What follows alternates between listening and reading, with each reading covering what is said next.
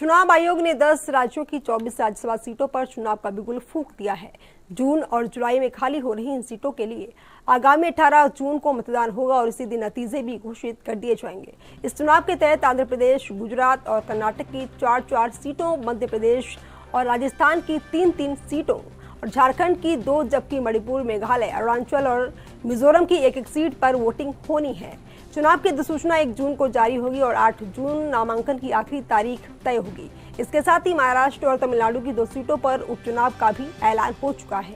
महाराष्ट्र में सुनेत्रा पवार और तमिलनाडु में सीवी षणमुगम के इस्तीफे के खाली हुई सीटों पर भी 18 जून को ही उपचुनाव कराए जाएंगे।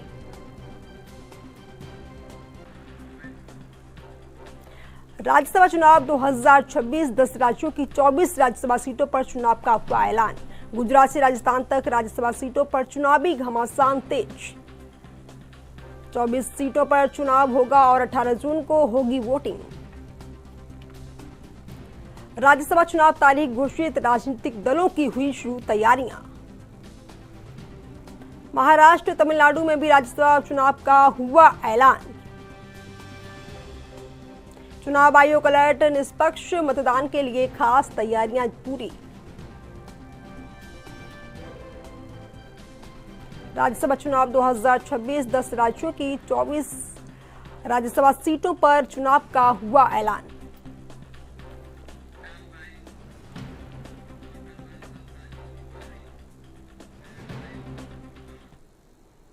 इस खबर पर अधिक जानकारी के लिए हमारे साथ संवाददाता राजीव तिवारी जुड़ रहे हैं। जी राजीव तिवारी जी, आपका एएनबी में बहुत बहुत स्वागत है। इस खबर पर क्या कुछ अधिक जानकारी निकलकर सामने आ रही है, जिस तरह से चुनाव आयोग ने कितने राज्यों की कितनी राज्यसभा सीटों पर चुनाव का ऐलान कर दिया है? देखिए, यहाँ पर बात करें चुनाव आयोग की, तो चुनाव आयोग की तरफ से 10 राज्यों की 24 सीटों पर चुनाव का ऐलान जो है वो किया गया है और 18 जून को ही मतदान डाले जाएंगे और 18 जून को ही इसकी घोषणा जो है वो की जाएगी। वहीं 4-4 सीटों की बात करें तो आंध्र प्रदेश, गुजरात और कर्नाटक की 4-4 सीटों पर कहीं न कहीं वोटिंग जो है वो होगी। वहीं मध्य प्रदेश की बात करें और राजस्थान की बात करें तो और झारखंड की बात करें तो वहाँ पर 3-3 सीटों पर चुनाव होंगे। वहीं जबकि मणिपुर और मेघालय में और अरुणाचल में वहाँ पर 2-2 सीटों पर भी चुनाव जो है वो किए जाएंगे। तो इससे साफ जाहिर है कहीं ना कहीं अभी 24 सीटों को लेकर जिस तरीके से चुनाव आयोग की तरफ से 10 राज्यों की घोषणा की गई है और चुनावों की तारीख जो है उसका भी ऐलान कर दिया गया। तो इससे और यहाँ पर बात करें 18 जून को ही चुनाव के नतीजे जो है वो भी आते नजर आएंगे। तो साफ जाहिर है चुनाव आयोग की तरफ से अब चुनाव की तारीख का ऐलान जो है वो किया जा चुका है। जी राजीव जी, इस चुनाव के तहत किन किन राज्यों में सबसे ज्यादा सीटों पर वोटिंग होनी है?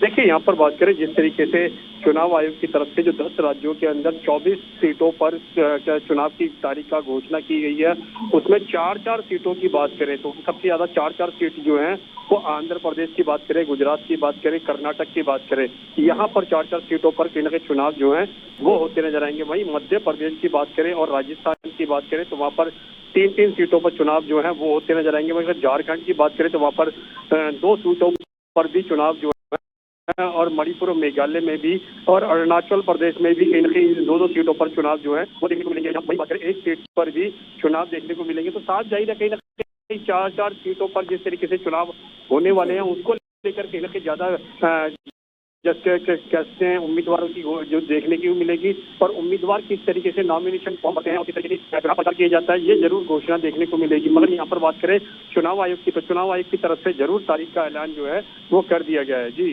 राजीव जी, राज्यसभा चुनाव के लिए अधिसूचना जारी कब होगी और नामांकन दाखिल करने की आखिरी तारीख क्या होगी?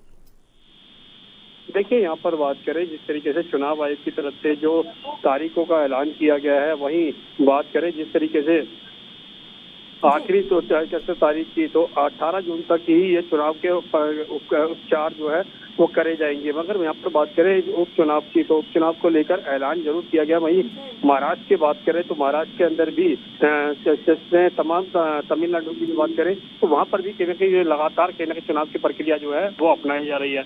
आप देखना कि चुनाव आयोग की तरफ से जिस तरीके से तारीखों का ऐलान किया गया है उसको लेकर सुरक्षा व्यवस्था कितनी कड़ी की जाएगी, चुनाव आयोग की तरफ से किस तरीके के कदम उठाए जाएंगे और किसमें मद्देनजर रखते हुए कितने लोग वोट कर पाएंगे, ये जरूर देखना होगा। जी राजीव जी, इस खबर पर अधिक से अधिक जानकारी देने के लिए आपका बहुत बहुत धन्यवाद।